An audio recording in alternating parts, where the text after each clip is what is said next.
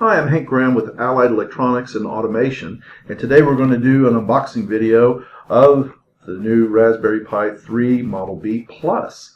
These just came out on Pi Day, and let's have a look at it. So it comes right out of the box, and right away you'll notice some new features on the board.